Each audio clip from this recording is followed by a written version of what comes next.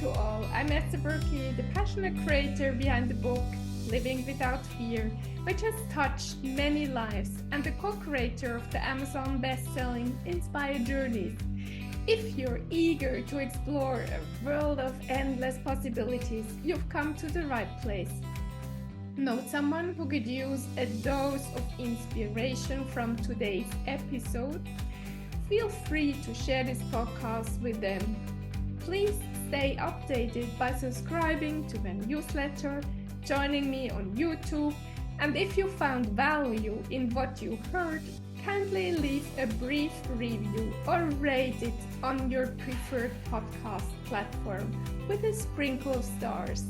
Your unwavering support truly warms my heart, and I'm deeply appreciative of each and every one of you. Thank you for being here. And today I'm so grateful to have Julia Geber with me. She's originally from Hungary but lives now in the UK.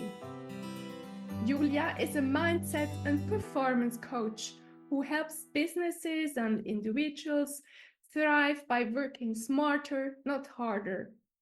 If you're putting in the effort without seeing results, it's time for a shift.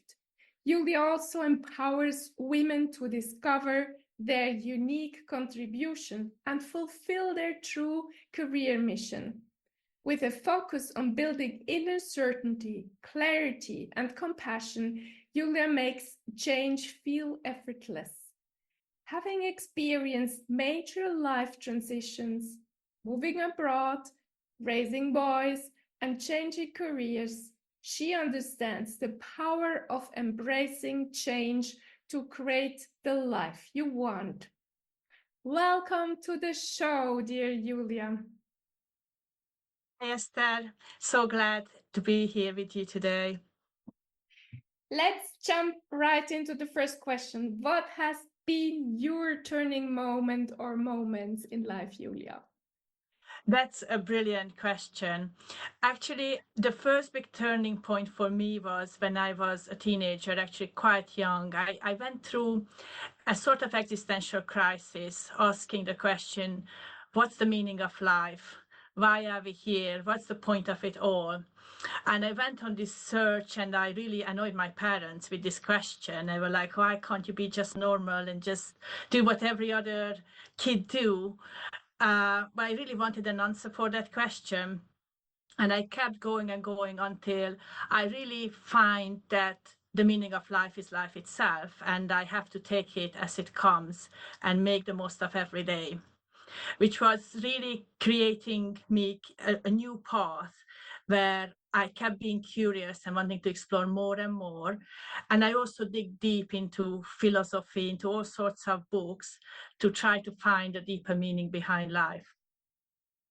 I have to say at that point, I might have interpreted of the meaning of life being life a little bit too much in a sense of saying yes to everything, trying to do everything, being everything for everybody. And I lived my life quite a long time like that, of trying to do everything. And I did find that it didn't quite work. But I did realize a lot of things that I wanted to achieve. One of them was, for example, moving abroad. So at the time when I was really keen to work abroad, it wasn't easy. Hungary wasn't part of the EU at that time yet, so my chances of finding work fresh out of university was pretty slim. But I managed to make it happen, and I managed to move first to Ireland into a graduate program and then over to the UK. And actually, I did feel that whatever I kind of wanted, I managed to get there, or I managed to get a version of it. However, there was still this emptiness that, is it really the meaning of life? Is it really what's making me happy? And when I was living in Ireland, I really started reflecting on this, that I wanted to, when I was in Hungary, I wanted to move abroad. When I was in Ireland, I was dreaming about when can I be back home. I don't know if it has ever happened to you when you put your happiness somewhere else, either in time, in the future, or in the past, or in space, into another country, into another location, or doing something else. And I think that was the second big realization when I just noticed this pattern of mine of thinking that I have to be somewhere else to be happy. And when I was there, I was just like, I'm still not happy. And suddenly I realized actually happiness is really within me. I have to look for happiness where I am now rather than somewhere else. And that's really started this next part of my journey when I started saying no to some things that seemed to be a good idea on the outside, because I knew that I tried it before. I tried everything, and that didn't bring me happiness. So I have to start searching inside and finding happiness within. And then I would say the third turning point was having children. I don't know if you have any children. Two, yeah, I have two kids as well, but children can be extremely challenging. So actually, my oldest son at the time was 3 years old, and we were going to his nursery, and I was driving the car. We were late. I got really angry with the traffic. I got this road rage, and my son told me, "Mommy, you should just scramble up your anger and throw it away." And I was like, "Wow, this child is really wise." I do have to change. I do have to become much better at how I show up in front of my children. And I asked him, where did you get this from? And he said he got it from nursery. And I was like, I asked nursery, they didn't really know even where it was coming from. But I remember this sounded like NLP. This sounded like neuro-linguistic programming. And then I searched up what opportunities are there for me to learn this and to be much better at managing my emotions, managing my life, and becoming really the person I wanted to become. And lucky to me, not far away down the road from me, there is a lady, Judy Bartkowiak, who is an NLP with kids specialist. And I started my journey training with her as a coach. One of the sessions I did with her was really interesting because we did a timeline exercise. And in that timeline, I saw myself being a coach when I'm 50 years old. So at that time, I was not nowhere near that age, but something just sparked me that there is definitely a new road, something that makes much more sense to me, something that is more meaningful, and a place where I can really make a difference. And everything what I went through is going to be meaningful because I can actually help people go through the same difficulties that I have been through. And probably if I can mention just one more, even though this is going to be for now, is changing my career. So I did have it in my heart that I needed to change. I was in finance for 20 years and it just didn't feel right anymore. So I was looking at other opportunities. But it was hard because, of course, in finance, I already built up my portfolio. I was credible.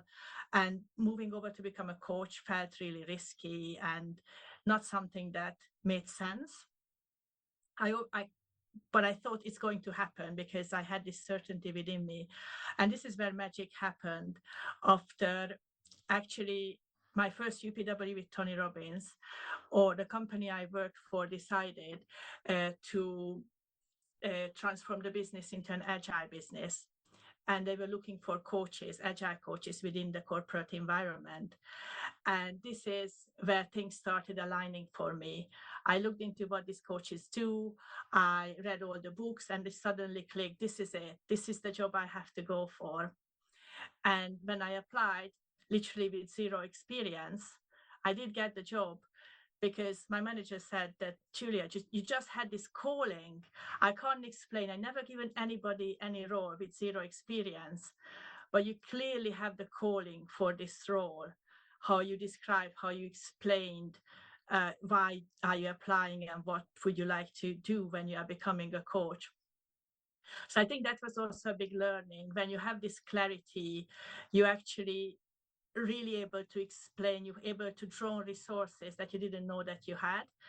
And very much you can have what you want without a compromise. And then magic can start happening. So that was a huge shift. And I know there are lots of people who want to change careers, who want to do different things, but they are worried about the compromises they have to make. And I would definitely encourage those people to be really clear on what you want, and trust and have faith, because that's already out there for you, and you can have it. Wonderful. What a journey, Julia. I love it. So let's just move to today. Well, what are the things you tell yourself or you use today to keep you on this wonderful track you are already, and which might help you, our audience? Thank you. So that's a great question. I think for me, one of the most significant, the most important thing that I do is how I talk to myself and the questions I ask myself. And this is a big shift for me, because early on in my journey, the questions I asked myself was more around what's the right thing to do? How can I prove myself? How can I look good or do something that is worthwhile and kind of earn some privileges? Well, today I'm asking myself very different questions. And this is all around what's really alive in me? What's really alive in my heart? What is the experience I want to create for myself and for others? And these questions lead me down on very different pathways. And anytime when I notice that I'm feeling anxious or I'm feeling nervous, it's actually a warning sign to come back to myself, to do some exercise, to release the tension in the body, because our body does store up tension, either with tapping or do some exercise or just go for a walk, connect with nature, to get back to myself and get back to what's alive in me. And probably it's also worthwhile to mention, starting the day in the right frame of mind is very important to me. So every morning I do start with a meditation and breathing exercise, and I journal. I really discovered journaling pretty recently, reading The Artist Way. And just writing things out of my mind is really refreshing, because you just suddenly see things in a different way, different perspective, and then you get really good ideas. As some people say, sometimes things just download that you didn't expect to be there, but when you write it out, things really come to being, which weren't there before, and they are really good ideas there. Beautiful. And one thing you mentioned earlier, you learned to say no to things. What are maybe the recent things you said no to? Actually, this is also a great question, because I do have a lot of opportunities to do things with family, at work, and also volunteering. I got a lot of opportunities to volunteer. But recently I had to say no to a crewing opportunity with a group who I really enjoy being with. And when I looked at everything what I do, I had to just look into my heart and say, can I be honestly be happy doing this opportunity and celebrate life, celebrate my family if I'm taking this on? And the answer was no. I felt that this wouldn't feel good in the bigger scheme of things. What I really find important when saying no is the zooming out aspect of it, because when you zoom in and you look at bits and pieces that you can say, yes, it all look like good ideas. But when you zoom out and you look at your bigger objectives, your bigger being, your identity, and say, I'm a mom and I'm serving all these people with my coaching, with my business, and this creating great experience for these people and myself is really important to me. What would be a brilliant experience for everybody? And actually saying no early to some of these things is the nicest thing I can do, because there is always other people who can fill those slots.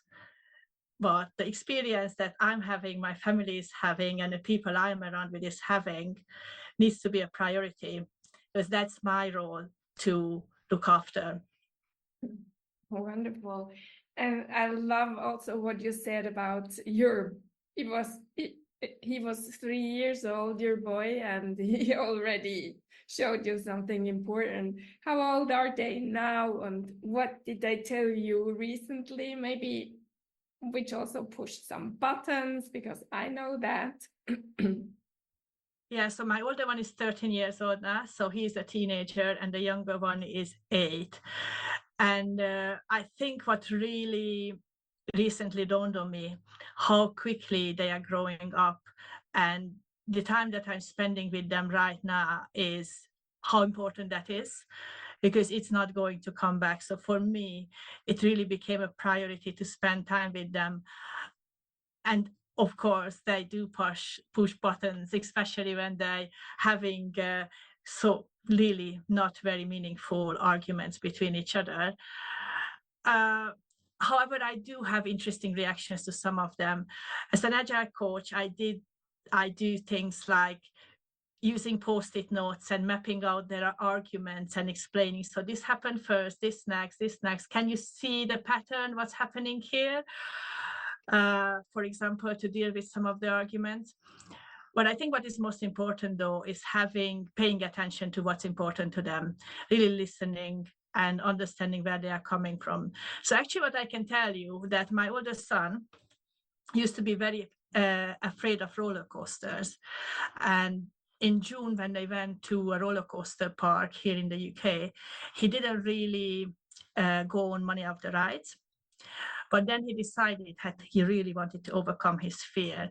So he went on a challenge over the summer to ride more and more roller coasters with his friends. And now he's writing a paper on roller coasters because he actually managed to conquer his fear. He went on the tallest roller coaster here in England, in Thorpe Park. And then he challenged me and said, "Mommy, I would like you to come on some of these roller coasters with me, because my friends taught me how to overcome my fear of roller coasters, and I think I can teach you." Because I had always been afraid of heights, and roller coasters weren't my favorite. But I did it for him. And actually, we just said, after a Tony Robbins event is probably the best time to go. So we went to a theme park, and he told me, "Mommy, these are the 2 rides you should be doing as a beginner. And, I will be next to you." And I was doing my power moves and everything to go on the roller coasters. He was the guide. He was mapping out the whole day, and he had a wonderful time. He was taking a lead again, and I was actually doing whatever he was having on plan for me. And I learned a lot about myself too, letting him take the lead and allowing me to be part of this experience. Wow, beautiful story. Love it. Yeah, and what you say, letting the others the lead. This is so important. When you go back to your business life or your work with the clients, what do you tell in those moments? The people, what are the things you have to tell them a lot? I think for me, the most important realization when we work with ourselves, we work with all our thoughts or emotions, is just having that realization of who we really are and what is really in our heart, and leading people back to their hearts, creating an environment when they realize that their thinking is creating their reality, and that they are in charge, and then they can create different realities. Really giving people that hope that things can be different, things can be how they want it to be. And very often it's not the external circumstances that are in our way, it's actually ourselves. In my approach, I'm always on my client side. I think that's very important, because whatever people do, it makes sense for them, where they are and in the moment. And whatever I did, I had made a lot of mistakes in my life. But at that moment in time, that was the best thing I could do. And there is absolutely nothing wrong with that. What I find really helpful is having that zooming out perspective and seeing this is a game we play, this is a pattern we had. Isn't that interesting? Isn't that funny? Can it be another way? Would you like to be it another way? And then, what can you do to start creating that new reality that you actually want to live, you want to experience every day? Do you have a mantra which you tell yourself just to dissociate, to go backwards and to look at you from the outside? Yeah, I have two favorite sayings, which I would say just came to me. And one is this, that you are a gift to the world, and the world is a gift to you. So take everything that is around you as a gift and appreciate yourself as being the gift as well. And if you feel into that saying, you just, I at least, I always feel this gratitude and that meaning of, yes, we are here for a reason and we are gifts to ourselves. So let's appreciate, let's feel the beauty, the miracle that is in life for us, and take on any obstacle as an opportunity and see the good in them. The other one is about the universe. And that's saying that the universe wants you to be happy, state your wish, and it shall be granted. It's just about really believing that there is a well-meaning universe behind us and is willing to support us and really just needs to know what we want. And then it's going to come to being. And there's another one that is very simple. And I use this one when I can't park, when I'm like, oh my God, I have to park up my car. And it looks like a very small place. And I just tell myself, I can do this, I can do this, I can do this, I can do this, I can do this, to help me actually do things. Or even when I'm on a roller coaster, do things that I'm a little bit fearful of or not sure of the outcome. Then this helps me to just do it. Beautiful. Do you have something as a last word? You shared so much already. Yeah, actually, I would just something came to my mind is about deciding in advance. So I think what is really important is that we have the decision, we can make the decisions in our lives. And once we decided, it's much easier to carry out whatever we want to do. So this was literally a little story that when I was little, I was like high up and I was thinking, should I jump off this place or not? It was safe to jump off, but I wasn't sure. Should I jump? Should I not? And I spent a lot of time analyzing pros and cons. And then I realized once I made the decision that I'm going to jump, it was easy. So probably this is the last story I would like to share, is like, make the decision and take the step, and the rest of it is going to sort itself out. Of course, be safe.